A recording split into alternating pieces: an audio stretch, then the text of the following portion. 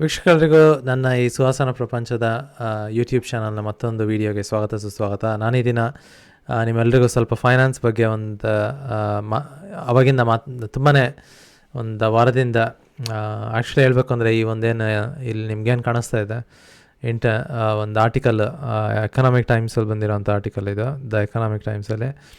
So ಈ article ಬಗ್ಗೆ 17ನೇ ತಾರೀಕು, ಜನವರಿ 17ನೇ ತಾರೀಕು, ಇವತ್ತು ಬಂದು 25ನೇ ತಾರೀಕು. ಇಲ್ಲಿ ಕಾಣಿಸ್ತಾ ಇರ್ಬೋದು, ನಾನು ಕಂಪ್ಯೂಟರ್ ಸ್ಕ್ರೀನನ್ನು ಶೇರ್ ಮಾಡಿದ್ದೀನಿ ಅದರಲ್ಲೇ.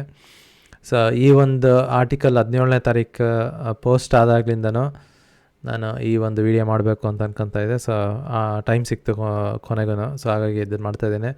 ಇದರಲ್ಲೇ ನಮ್ಮ ಫಾರ್ಮರ್ ಏನು RBI governor, reserve bank of India ಏನಿದೆ, ಈ ಬ್ಯಾಂಕಿನ ಗವರ್ನರ್ ಎಷ್ಟೋ ಆಲ್ಮೋಸ್ಟ್ 10 ವರ್ಷದಿಂದ ಗವರ್ನರ್ ಆಗಿದೆ ಅಂತ ಅನಿಸುತ್ತೆ. ಸೊ ರಘುರಾಮ್ ರಾಜನ್ ತುಂಬಾ ಫೇಮಸ್ ಎಕನಾಮಿಸ್ಟ್, ಅಮೇರಿಕಾದಲ್ಲಿ ಹುಟ್ಟಿದ್ದು ಬೆಳೆದಿದ್ದೆಲ್ಲ ಅಮೇರಿಕಾ ಅಂತ ಅನಿಸುತ್ತೆ, ಮೋಸ್ಟ್ಲಿ ಓದಿದ್ದೆಲ್ಲನೂ. ಬಟ್ ಮೂಲತಃ ಭಾರತೀಯ ಆಗಿರೋವಂಥ ರಘುರಾಮ್ ರಾಜನ್ ಅವರು ಹೇಳಿಕೆ ಕೊಟ್ಟಿರೋವಂಥ ಈ ಒಂದು ಆರ್ಟಿಕಲ್ ಬಗ್ಗೆ ಮಾತಾಡೋಕ್ಕೆ ಇಷ್ಟಪಡ್ತೀನಿ. ನಾನು ಮೊದಲನೇದಾಗಿ ಏನಕ್ಕೆ ಈ ಆರ್ಟಿಕಲ್ ಬಗ್ಗೆ ನಾನು ಏನಕ್ಕೆ ಇಷ್ಟೊಂದು ಇದನ್ನು ನಿಮ್ಮೆಲ್ಲರ ಜೊತೆ ಶೇರ್ ಮಾಡಬೇಕು ಅಂತ ಅಂದ್ಕೊಂಡೆ ಅಂದರೆ, ಸಾಕಷ್ಟು ಜನ ಇಂಡಿಯಾದಲ್ಲೇ ಈ ಫೈನಾನ್ಸ್ ಇನ್ಫ್ಲುಯೆನ್ಸರ್ಸ್ಗಳೇನಿದ್ದಾರೆ ಅವರು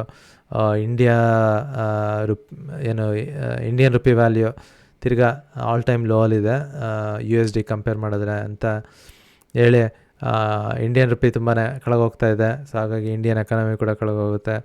ಸೊ ಹಾಗಾಗಿ ಇಂಡಿಯಾ ಬಿಟ್ಟೋಗ್ಬಿಡಿ, ಬೇರೆ ಪಕ್ಕ ಇಂಡಿಯಾ ಹೋಗಿ ಹಾಕೊಳ್ಳುತ್ತೆ. ಆ ರೀತಿ ಎಷ್ಟೊಂದು ಈ ತಿಳುವಳಿಕೆ ಇಲ್ದಿರೋ ಜನಗಳು, ಫೈನಾನ್ಸ್ ಅಂದರೆ ಏನೋ ಅಂತ ಗೊತ್ತಿರಲ್ಲ, ಎಕನಾಮಿಕ್ಸ್ ಬಗ್ಗೆ ಸಾಮಾನ್ಯವಾಗಿ ಅಷ್ಟು ತಿಳ್ಕೊಂಡಿರೋದಿಲ್ಲ, ಸುಮ್ಮನೆ ಬಾಯಿಗೆ ಬಂದಂಗೆ ಈ ರೀತಿ ಒಂದು ಏನಾದರೂ ಹಬ್ಬಿಸಿದ್ರೆ ಜನ ವೀಡಿಯೋಗಳನ್ನ ನೋಡ್ತಾರೆ ಅಂಥೇಳಿ ಈ ರೀತಿ ಭಯನ ಹಬ್ಬಿಸ್ತಾ ಇದ್ದಾರೆ. ಬಟ್ ಇಷ್ಟು ಸಾಕಷ್ಟು ತಿಳ್ಕೊಂಡಿರೋ ಮನುಷ್ಯ, RBI ಗವರ್ನರ್ ಆಗಿದ್ದಂಥ ಮನುಷ್ಯ ರಘುರಾಮ್ ರಾಜನ್, ಅವರು ಏನು ಹೇಳ್ತಾ ಇದ್ದಾರೆ ಈ ಆರ್ಟಿಕಲಲ್ಲಿ ಅಂದರೆ, ರುಪಿ ಈ ಏನು ಡಾಲರಿಗೆ US ಡಾಲರ್ಗೆ ಏನಾದರೂ ಕಂಪೇರ್ ಮಾಡಿದಾಗ ಏನು ತುಂಬಾ ಕಮ್ಮಿ, ಆಲ್ ಟೈಮ್ ಲೋ ವ್ಯಾಲ್ಯೂ ಏನಿದೆ, ಇದು ತಲೆ ಕೆಡಿಸ್ಕೊಳ್ಳೋಂಥ ವಿಷಯಗಳು ಏನಲ್ಲ ಅಂತ ಹೇಳ್ತಾ ಇದ್ದಾರೆ. ಇಲ್ಲಿ ನೀವು ನೋಡ್ತಾ ಇರ್ಬೋದು.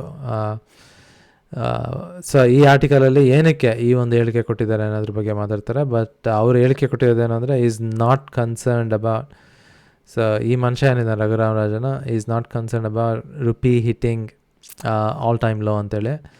ಸೊ ಸಿನಾಪ್ಸಿಸ್ ಇಲ್ಲಿದೆ ನೋಡಿ.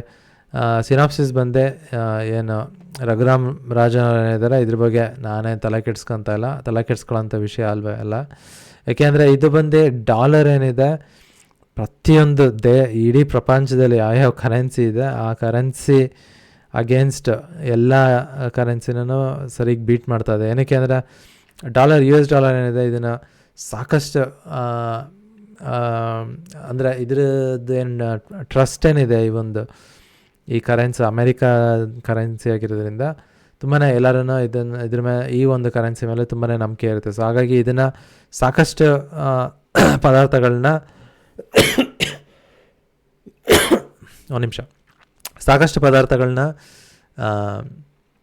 ಕೊಂಡ್ಕೊಳ್ಳೋಕೆ ಉಪಯೋಗಿಸ್ತಾರೆ. ಫಾರ್ ಎಕ್ಸಾಂಪಲ್ ಪೆಟ್ರೋಲ್ ಇರ್ಬೋದು, ಪೆಟ್ರೋಲಿಯಂ ಪ್ರಾಡಕ್ಟ್ಸ್ಗಳಿರ್ಬೋದು, ಇಲ್ಲಾಂದರೆ ಗೋಲ್ಡ್ ಇರ್ಬೋದು, ಇಲ್ಲಾಂದರೆ ಬೇರೆ ಒಂದು ದೇಶ, ಈಗ ಇಂಡಿಯಾ ಏನಿದೆ, ಇಂಡಿಯಾ ಏನಾದರೂ ಫಾರ್ ಎಕ್ಸಾಂಪಲ್ ಯಾವ ದೇಶ, ಪೆರು ತಗೊಳ್ಳೋಣ. ಯಾಕೆಂದರೆ ಇಂಡಿಯಾದಿಂದ ತುಂಬಾ ದೂರದಲ್ಲಿರೋಂಥ ಒಂದು ದೇಶ ಆಗಿ ಯಾವುದೇ ರೀತಿಯ ಅಷ್ಟು ಕನೆಕ್ಷನ್ ಇಲ್ಲದಂಥ ಒಂದು ದೇಶ. ಸೊ ಆ ಒಂದು ದೇಶದ ಜೊತೆ ಏನಾದರೂ ಒಂದು ಟ್ರೇಡಿಂಗ್ ಮಾಡಬೇಕು ಅಂತಿದ್ದಾಗ ಸಾಮಾನ್ಯವಾಗಿ ಎರಡು ದೇಶಗಳು ಕೂಡ US ಡಾಲರನ್ನು ಉಪಯೋಗಿಸ್ತಾರೆ. ಸೊ ಹಾಗಾಗಿ ಈ ರೀತಿ ಟ್ರೇಡ್ ಮಾಡೋಕ್ಕಿರ್ಬೋದು, ಇಲ್ಲಾಂದರೆ ಸಾಕಷ್ಟು ವಿಧವಾದಂಥ ಪದಾರ್ಥಗಳನ್ನ ಕೊಂಡ್ಕೊಳ್ಳೋಕ್ಕೆ ಉಪಯೋಗಿಸೋದ್ರಿಂದ ಈ ಒಂದು ಕರೆನ್ಸಿನ ಈ ಕರೆನ್ಸಿ ಬಂದು ಸ್ಟ್ರಾಂಗ್ ಆಗ್ತಾ ಹೋಗ್ತಾಯಿದೆ. ಅದಕ್ಕೆ ಈ ಒಂದು ಇಂಡಿಯನ್ ರುಪಿ ಇರ್ಬೋದು, ಇಲ್ಲಾಂದರೆ ಜಾಪನೀಸ್ ಯೆನ್, ನಾವು ಉಳ್ಕೊಂಡಿರೋದು ನಿಮ್ಗೆ ಗೊತ್ತಿರೋ ಜಪಾನಲ್ಲಿ. ಸೊ ಜಾಪನೀಸ್ ಯೆನ್ ಕೂಡ ಈ ಏನು US ಡಾಲರ್ ಏನಿದೆ ಅದ್ರ ಹೋಲಿಸಿದ್ರೆ ವ್ಯಾಲ್ಯೂ ಕಮ್ಮಿ ಆಗ್ತಾ ಹೋಗ್ತಾಯಿದೆ. ಸೊ ಅದು ಆ ಒಂದು ಹೇಳಿಕೆ ಕೊಟ್ಟಿದ್ದಾರೆ. ಸೊ ಇದು ಇಂಡಿಯನ್ ರುಪಿ ಅಷ್ಟೇ ಅಲ್ಲ, ಸಾಕಷ್ಟು ಕರೆನ್ಸಿಗಳು ಲೂಸಿಂಗ್ ವ್ಯಾಲ್ಯೂ, ಡಿಪ್ರಿಷಿಯೇಟ್ ಅಂತ ಕರೀತಾರೆ. ಸೊ ಡಿಪ್ರಿಷಿಯೇಟ್ ಆಗ್ತಾಯಿದೆ. ಆಮೇಲೆ ಏನು ಇಂಡಿಯನ್ ರುಪಿ ಏನು ಡಿಪ್ರಿಷಿಯೇಟ್ ಏನಾಗಿದೆ, ಇದೇನದು ದೊಡ್ಡ ವಿಷಯ ಏನಲ್ಲ. ಇದು ಆ್ಯಕ್ಚುಲಿ ನಮ್ಮ ಭಾರತಕ್ಕೆ ಒಳ್ಳೆಯದಾಗ್ಬೋದು. ಯಾಕೆಂದರೆ ಇಂಡಿಯನ್ ಮಾರ್ಕೆಟಲ್ಲಿರೋಂಥ IT ಸರ್ವಿಸಸ್ ಇರ್ಬೋದು, ಇದು ಕಮ್ಮಿ ಕಾಸಿಗೆ ಕೊಂಡ್ಕೊಬೋದು ಅವರು. ಈಗ ಅಮೇರಿಕಾದಲ್ಲೇ ಇದ್ದಾರೆ. ಈಗ ಫಾರ್ ಎಕ್ಸಾಂಪಲ್ $1 ಏನಾದರೂ $85 ಆಗಿತ್ತು ಅಂತ ಇಟ್ಕೊಳ್ಳಿ. ಈಗ $1 $85 ಆಗಿರೋದ್ರಿಂದ ಆ ಒಂದು ಸಮಯದಲ್ಲಿ ನೀವು $1 ಖರ್ಚು ಮಾಡಿದ್ರೆ ನಿಮ್ಗೆ $85 ಅಷ್ಟು ಸರ್ವಿಸ್ ಸಿಗುತ್ತೆ. ಬಟ್ $1 ಏನಾದರೂ $87 ಆದರೆ $87 ಅಷ್ಟು ಸರ್ವಿಸ್ ಸಿಗುತ್ತೆ. ಸೊ ಹಾಗಾಗಿ ನೀವು ಜಾಸ್ತಿ ಏನಿದೆ ನಮ್ಮ ಅಮೇರಿಕಾದಲ್ಲಿ ಏನಿದ್ದಾರೆ, ಅವರು ಇಂಡಿಯಾದಿಂದ ಸಾಕಷ್ಟು IT ಸರ್ವಿಸ್ಗಳನ್ನ ಖರೀದಿ ಮಾಡ್ತಾರೆ, ನಿಮ್ಗೆ ಗೊತ್ತಿರೋ ಹಾಗೆ. ಸೊ ಈಗ ಅವ್ರು ಇನ್ನೂ ಜಾಸ್ತಿ ಖರೀದಿ ಮಾಡ್ಬೋದು. ಸೊ ಹಾಗಾಗಿ ಇಂಡಿಯನ್ದು ಟ್ರೇಡ್ ಬೆನಿಫಿಟ್ ಕೂಡ, ಇಂಡಿಯನ್ ಎಕ್ಸ್ಪೋರ್ಟ್ ಬೆನಿಫಿಟ್ ಕೂಡ ಆಗುತ್ತೆ ಅಂತೇಳಿ ಇವರು ಹೇಳಿಕೆ ಕೊಟ್ಟಿದ್ದಾರೆ. ಆಮೇಲೆ the US dollar share is driven by improving US macro. So macro ಅಥವಾ ಬಾಂಡ್ ಈಲ್ಡ್ ಸ್ಪೈಕ್ ಏನಿದೆ, ಬಾಂಡ್ ಈಲ್ಡ್ ಸ್ಪೈಕ್ ಅಂದರೆ ಈ interest rate, mostly interest rate ಅಂತ ನೀವು ಅನ್ಕೊಬೋದು. ಸೊ ಅದು ಕೂಡ ಜಾಸ್ತಿ ಆಗ್ತಾಯಿದೆ. ಸೊ ಹಾಗಾಗಿ ಇದನ್ನು ಏನು US ಡಾಲರ್ ಏನಿದೆ ಅದು ಜಾಸ್ತಿ ಆಗ್ತಾ ಹೋಗ್ತಾಯಿದೆ, ಅದ್ರ ವ್ಯಾಲ್ಯೂ ಅಪ್ರಿಷಿಯೇಟ್ ಆಗ್ತಾಯಿದೆ ಅಂತ ಕರೀತಾರೆ ಸಾಮಾನ್ಯವಾಗಿ ಇಂಗ್ಲೀಷಲ್ಲಿ.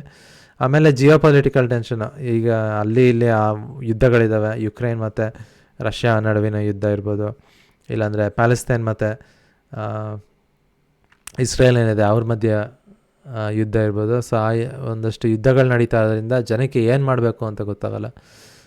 ಬೇರೆ ಒಂದಷ್ಟು ಯುದ್ಧಗಳು ಕೂಡ ಸ್ಟಾರ್ಟ್ ಆಗ್ಬೋದು. ಅದೇನಾದರೂ ಸ್ಟಾರ್ಟ್ ಆದರೆ ತಿರ್ಗಾ ಸಾಕಷ್ಟು ವಿಚಿತ್ರವಾಗಿ, ಅಂದರೆ ಎಕನಾಮಿ, ಗ್ಲೋಬಲ್ ಎಕನಾಮಿ ಕಳೆಗೋಗ್ಬೋದು ಅಂತೇಳಿ ಅವರು ಸ್ವಲ್ಪ ಟೆನ್ಷನ್ ಇರುತ್ತೆ. ಸೊ ಹಾಗಾಗಿ ಟೆನ್ಷನ್ ಆದಾಗ ಏನು ಮಾಡ್ತಾರೆ ಅಂದರೆ, ಜನ ಯೂಶ್ವಲಿ ಕ್ಯಾಶನ್ನ ಇನ್ವೆಸ್ಟ್ ಮಾಡ್ದೇ ಕ್ಯಾಶನ್ನು ಇಟ್ಕೊಳ್ಳೋಕ್ಕೆ ಇಷ್ಟಪಡ್ತಾರೆ. ಸೊ ಆವಾಗ ಕ್ಯಾಶ್ ಇಟ್ಕೊಂಡಾಗ ಅದನ್ನು ಸಾಮಾನ್ಯವಾಗಿ US ಡಾಲರ್, ಯಾಕೆಂದರೆ ಒಂದು ಸ್ಟ್ರಾಂಗ್ ಕರೆನ್ಸಿ ಆಗಿರೋದ್ರಿಂದ ಕ್ಯಾಶ್ ಏನಾದರೂ ಇಟ್ಕೊಂಡ್ರೆ ನೀವು ಮಾಮೂಲಿ ನಿಮ್ಮ ಅವ್ರವ್ರ ಕರೆನ್ಸಿಲಿ ಇಟ್ಕೊಳ್ಳೋಕ್ಕಿಂತ US ಡಾಲರಲ್ಲಿ ಇಟ್ಕೊಳ್ಳೋಕೆ ಇಷ್ಟಪಡ್ತಾರೆ, ಒಂದು ಸ್ಟ್ರಾಂಗ್ ಕರೆನ್ಸಿ ಆಗಿರೋದ್ರಿಂದ. ಸೊ ಹಾಗಾಗಿ ಫಾರ್ ಎಕ್ಸಾಂಪಲ್ ಯಾರೋ ಒಬ್ಬ ವಿಯೆಟ್ನಾಮೀಸ್ ಮನುಷ್ಯ ಅಂತ ಇಟ್ಕೊಳ್ಳಿ, ಅವನು ಸೊ ಜಿಯೋಪೊಲಿಟಿಕಲ್ ಟೆನ್ಷನ್ ಜಾಸ್ತಿ ಆಗ್ತಾಯಿದೆ. ಸೊ ಅವನೀಗ ಪೊಲಿಟಿಕಲ್ ಟೆನ್ಷನ್ ಇರೋದ್ರಿಂದ ಕ್ಯಾಶ್ ರಿಸರ್ವ್ ಇಟ್ಕೊಳ್ಳೋಣ ಅಂತ ಯೋಚನೆ ಮಾಡ್ತಾನೆ. ಸೊ ಕ್ಯಾಶ್ ರಿಸರ್ವ್ನ ಇಟ್ಕೊಳ್ಳೋಕ್ಕೆ ಅವನು 2 ಆಪ್ಷನ್ ಇರುತ್ತೆ, 2 ಅಲ್ಲ ಸಾಕಷ್ಟು ಆಪ್ಷನ್ ಇರುತ್ತೆ. ಬಟ್ ಸಾಮಾನ್ಯವಾಗಿ ಮೇಯ್ನಾಗಿ 2 ಆಪ್ಷನ್ ಇರುತ್ತೆ. ಒಂದು ವಿಯೆಟ್ನಾಮೀಸ್ ಡಾಂಗಲ್ಲಿ ಇಟ್ಕೊಬೋದು, ಏನಾದರೂ US ಡಾಲರ್ ಇಟ್ಕೊಬೋದು. ಸಾಮಾನ್ಯವಾಗಿ ಏನಾದರೂ ಗ್ಲೋಬಲ್ ಎಕನಾಮಿಕ್ ಕ್ರೈಸಿಸ್ ಏನಾದರೂ ಬಂದರೆ ವಿಯೆಟ್ನಾಮೀಸ್ ಡಾಂಗದ ವ್ಯಾಲ್ಯೂ ಏನಿದೆ ತುಂಬಾ ಬೇಗ ಕಳೆಗೋಗುತ್ತೆ. ಸೊ ಹಾಗಾಗಿ ವಿಯೆಟ್ನಾಮೀಸ್ ಡಾಂಗಿಗಿಂತ US ಡಾಲರಲ್ಲಿ ಇಟ್ಕೊಂಡ್ರೆ ಸರಿ ಅಂತೇಳಿ ಕ್ಯಾಶ್ ರಿಸರ್ವ್ಸ್ನ ಅವರೆಲ್ಲ US ಡಾಲರಲ್ಲಿ ಇಟ್ಕೊತಾರೆ. ಸೊ ಹಾಗಾಗಿ ಈ ಒಂದಷ್ಟು ಏನು ಇಲ್ಲಿ ಫ್ಯಾಕ್ಟರ್ಸ್ಗಳೇನಿದ್ದಾವೆ, US macro factors, bond yield spike ಆಗಿರೋದ್ರಿಂದ ಮತ್ತು ಜಿಯೋಪೊಲಿಟಿಕಲ್ ಟೆನ್ಷನ್ ಇರೋದ್ರಿಂದ US ಡಾಲರ್ದು ವ್ಯಾಲ್ಯೂ ಜಾಸ್ತಿ ಆಗ್ತಾ ಹೋಗ್ತಾ ಇದೆ. ಸೊ ಹಾಗಾಗಿ ನಾವೇನೋ ಅಷ್ಟು ತಲೆಗೆಡಿಸ್ಕೊಳ್ಳೋಂಥ ವಿಷಯ ಏನಲ್ಲ. ರುಪಿ ವ್ಯಾಲ್ಯೂ ಕಮ್ಮಿ ಆದ್ರೂ ಏನಿದೊಂದು $1 $2 ಮಾತಿದ್ದು. ಸೊ ಹಾಗಾಗಿ ಈ ರೀತಿ ಹೇಳಿಕೆ ಕೊಟ್ಟಿದ್ದಾರೆ.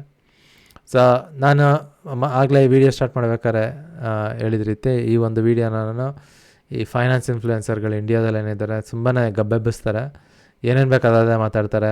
ಇಂಡಿಯನ್ ರುಪೀಸ್ ವ್ಯಾಲ್ಯೂ ಕಮ್ಮಿ ಆಗ್ತಾಯಿದೆ, ಸೊ ಹಾಗಾಗಿ ಈ ದೇಶ ಬಿಟ್ಟು ಹೋಗ್ಬಿಡೋಣ, ದುಬೈಗೆ ಹೊಟ್ಟೋಗ್ಬಿಡೋಣ, ದುಬೈಯಲ್ಲಿ ಸಖತ್ತಾಗಿ ಬದುಕ್ಬೋದು ನಾವು ಆ್ಯಕ್ಚುಲಾಗಿ ಹೇಳ್ಬೇಕು ಅಂದರೆ ದುಬೈ ಏನಿದೆ ಅದ್ರ ವ್ಯಾಲ್ಯೂ ಕೂಡ ಕಮ್ಮಿ ಹೋಗ್ತಾ ಇರ್ಬೋದು. UAE currency versus USD check ಮಾಡಿ ನೋಡ್ತೀನಿ, 5 ವರ್ಷದ ನೋಡೋಣ. ಇದು ಮೋಸ್ಟ್ಲಿ ಅವರು ಪೆಗ್ ಮಾಡ್ತಾರೆ ಅಂತ ಅನ್ಕೊತೀನಿ. ಪೆಗ್ಗಿಂಗ್ ಅಂತಂದರೆ ಈ ಪೆಗ್ ಹಾಕೋದಲ್ಲ, ಎಣ್ಣೆ ಹೊಡಿಯೋದಲ್ಲ. ಪೆಗ್ ಅಂದರೆ ಏನು US ಡಾಲರ್ದು ವ್ಯಾಲ್ಯೂ ಏನಿದೆ ಅದಕ್ಕೆ ಅವರು ಅವ್ರದ್ದು ವ್ಯಾಲ್ಯೂನ ಸೆಟ್ ಮಾಡಿಬಿಟ್ಟು ಬಿಟ್ಬಿಡ್ತಾರೆ. ಸೊ ಆ ರೀತಿಯ ಒಂದು ಮೆಕ್ಯಾನಿಸಮ್ ಅಂತ ಅನ್ಕೊತೀನಿ ಇವ್ರದ್ದು UAE ಅವ್ರದ್ದು. ಸೊ ಅದಕ್ಕೆ ವ್ಯಾಲ್ಯೂ ಯಾವಾಗಲೂ ತುಂಬಾ ಸಾಕಷ್ಟು ವರ್ಷಗಳಿಂದ ಹೇಳ್ಬೇಕಂದ್ರೆ ಎಷ್ಟು 2009ರಿಂದ ಕೂಡ ವ್ಯಾಲ್ಯೂ 27, ಒಂದು ಯುನೈಟೆಡ್ ಅರಬ್ ಎಮಿರೇಟ್ ಡಿರಾಮ್ ಅಂತ ಕರೀತಾರೆ ಅನ್ಸುತ್ತೆ ಅವ್ರಿಗೆ. ಸೊ ಅದು ಯಾವಾಗ್ಲೂ ಕೂಡ 0.27 ಸೆಂಟ್ಸು $US ಅಷ್ಟೇ ವ್ಯಾಲ್ಯೂ ಇದೆ. ಸೊ ಅವರು ಪೆಗ್ ಮಾಡ್ತಾರೆ, ಸೊ ಅದಕ್ಕೆ ಸೇಮ್ ವ್ಯಾಲ್ಯೂ ಇದೆ.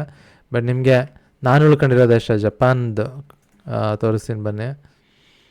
ಆ್ಯಕ್ಚುಲಾಗಿ ಜಪಾನ್ದು ಹೇಳಬೇಕು ಅಂದರೆ ನೋಡಿ ಎಷ್ಟು ವ್ಯಾಲ್ಯೂ ಕಳ್ಕೊಂಡಿದೆ ಅಂದರೆ, ಸೊ ಇದಕ್ಕಿಂತ ನಾನು ಇದನ್ನು ತೋರಿಸ್ತೀನಿ. ಇದು ಮೇಲಕ್ಕೆ ಹೋಗ್ತಾ ಇರೋ ಥರ ಕಾಣಿಸ್ಬಿಡುತ್ತೆ.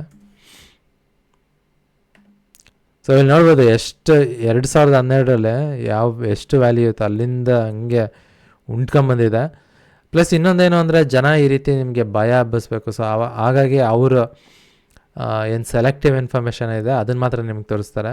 ಬಟ್ ಆ್ಯಕ್ಚುಲಾಗಿ ಹೇಳಬೇಕು ಅಂದರೆ ನಮ್ಮ ಭಾರತದ ರುಪಿ ಏನಿದೆ ಜಪಾನಿನ ಕರೆನ್ಸಿಗೆ ಹೋಲಿಸ್ಕೊಂಡ್ರೆ ತುಂಬಾ ವ್ಯಾಲ್ಯೂ ಜಾಸ್ತಿ ಆಗಿದೆ. ನೀವು ಇಲ್ಲಿ ನೋಡ್ತಾ ಇರ್ಬೋದು 0.71ಇಂದ ಹಂಗೆ ಉಂಟ್ಕೊಂಬಂದಿದೆ. ಜಾಪನೀಸ್ ಎಂದ ವ್ಯಾಲ್ಯೂ ಕಮ್ಮಿ ಆಗ್ತಾ ಹೋಗ್ತಿದೆ. ಈ ರೀತಿ ನೋಡಿದ್ರೆ ಇನ್ನೊಂದು ಸ್ವಲ್ಪ ನಿಮಗೆ ಗೊತ್ತಾಗ್ಬೋದು. ಸೊ ಇಲ್ಲಿ ನೋಡ್ತಾರ ಹಾಗೆ ಫಸ್ಟ್ ರುಪೀದು ವ್ಯಾಲ್ಯೂ ತುಂಬಾ ಜಾಸ್ತಿ ಇತ್ತು 2007 ಈ ಒಂದು ಟೈಮಲ್ಲಿ. ಅದಾದಮೇಲೆ ತುಂಬಾ ಕಮ್ಮಿ ಬಂದು ಈಗ ಸ್ವಲ್ಪ ತಿರ್ಗಾ ಜಾಸ್ತಿ ಆಗಿದೆ. 1 ರುಪಿ ಬಂದು 1.8 ಜಾಪನೀಸ್ ಯೆನ್. ಸೊ ಬೇರೆ USDಗೆ ಹೋಲಿಸ್ಕೊಂಡ್ರೆ ರುಪೀದು ವ್ಯಾಲ್ಯೂ ಕಮ್ಮಿ ಆಗ್ತಾ ಇರ್ಬೋದು. ಆದರೆ ಜಾಪನೀಸ್ ಯೆನ್ಗೆ ಏನಾದರೂ ಹೋಲಿಸಿದ್ರೆ ರುಪಿ ವ್ಯಾಲ್ಯೂ ಆ್ಯಕ್ಚುಲಿ ಜಾಸ್ತಿ ಆಗ್ತಾಯಿದೆ. ಸೊ ಈ ರೀತಿ ತುಂಬಾ ಸೆಲೆಕ್ಟಿವ್ ಇನ್ಫಾರ್ಮೇಷನ್ನ ತೊಗೊಂಡು ಜನಕ್ಕೆ ಭಯ ಹಬ್ಸೋಕ್ಕೆ ಇಷ್ಟಪಡ್ತಾರೆ ಈ ಫೈನಾನ್ಸ್ ಇನ್ಫ್ಲುಯೆನ್ಸರ್ಗಳು. ಸೊ ಹಾಗಾಗಿ ಈ ಒಂದು ವಿಡಿಯೋ ಮಾಡಿ ನನ್ನ ಈ ಒಂದು ವಿಡಿಯೋ ಮೂಲಕ ರಘುರಾಮ್ ರಾಜನ್ ನಾನೇನೋ ಒಂದು ತಿರ್ಗಾ ಹೊಸ ಕಥೆನ ಕಟ್ಬೋದು.